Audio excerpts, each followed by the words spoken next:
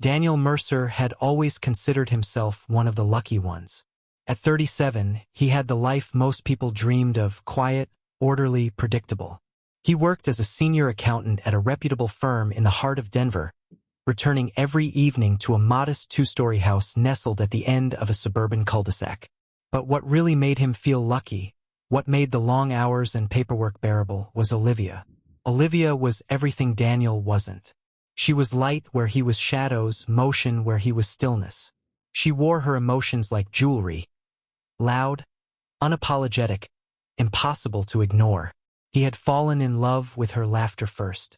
It was loud, unfiltered, contagious. They met at a friend's birthday dinner. She mocked his choice to drink black coffee with dessert. By the end of the night, they were trading stories of childhood scars and first heartbreaks like they were secrets. The early years of their marriage were nothing short of picturesque. Mornings began with fresh coffee on the front porch, Olivia in an oversized sweater, Daniel reading headlines on his tablet. Evenings were for music and shared meals. She hummed while she chopped onions. He watched her with soft eyes, leaning against the counter like she was the only thing worth observing. They went hiking on weekends, shared takeout during thunderstorms. Every Friday night was sacred, movie night with popcorn, no exceptions. Friends called them the couple you root for. But perfection, Daniel would later learn, is often a mask. The first crack came on a Tuesday. Olivia began coming home later than usual. She explained that her clients at the gym preferred evening sessions. It made sense. She was a popular personal trainer, always in demand. Daniel, a man not prone to jealousy, accepted her explanation without a blink. Then came the name, Evan. "Just a friend from work," Olivia had said casually over dinner. "He's helping me plan a group class." Daniel nodded, trusting. But the name lingered in his mind longer than it should have. The phone changed next. Olivia had never been secretive about her devices. Now it was always locked, always silent. Daniel told himself it was nothing. Maybe she was just trying to disconnect after work. He respected boundaries, but the small things grew teeth. Missed dinners, lack of eye contact, perfume Daniel didn't recognize. One night, she came in past midnight. Her hair was damp. She said she'd gone for a late swim. Daniel reached to hug her. She stiffened, then allowed it with hesitation. That night, he didn't sleep. The journal came by accident. Daniel was looking for an umbrella in the coat closet. His fingers brushed against a canvas tote buried behind old winter boots. Curious, he pulled it free. Inside was a worn leather journal. He paused. Opening it would be a violation. He opened it anyway. Mehdi. Again today. He says I deserve more. He's right. I'm suffocating here. Daniel felt the floor tilt beneath him. More entries followed. Olivia wrote about loneliness, about Daniel's silence, about her desire for freedom, about Evan, about nights they spent together. Some entries were angry, others painfully tender. She wrote about guilt, about Daniel's kindness, about how she wished he would yell. Just once. Daniel put the journal back, hands trembling. He said nothing for days. Instead, he watched. He began documenting her schedule.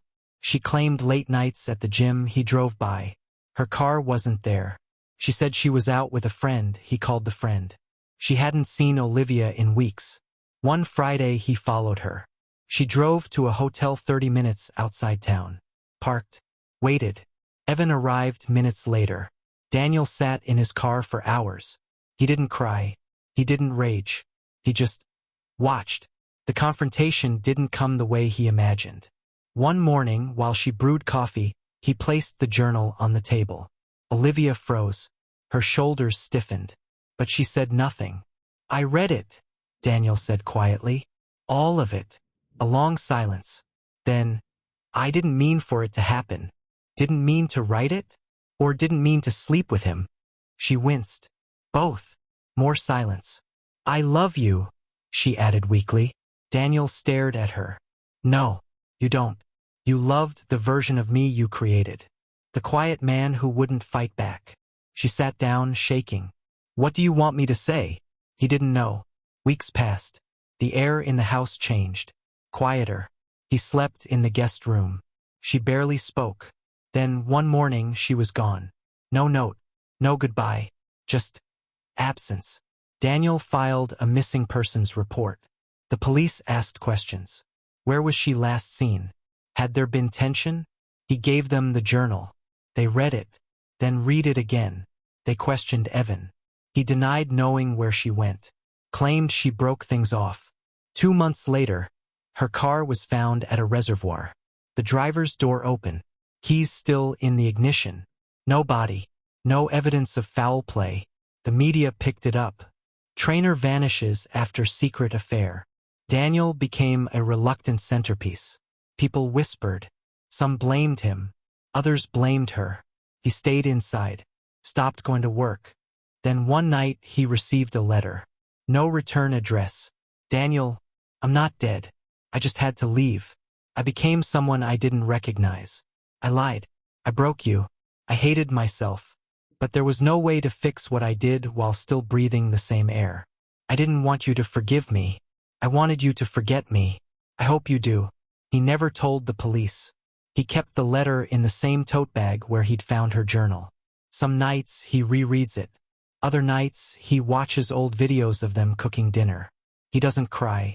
He just listens to her humming and to the silence that followed.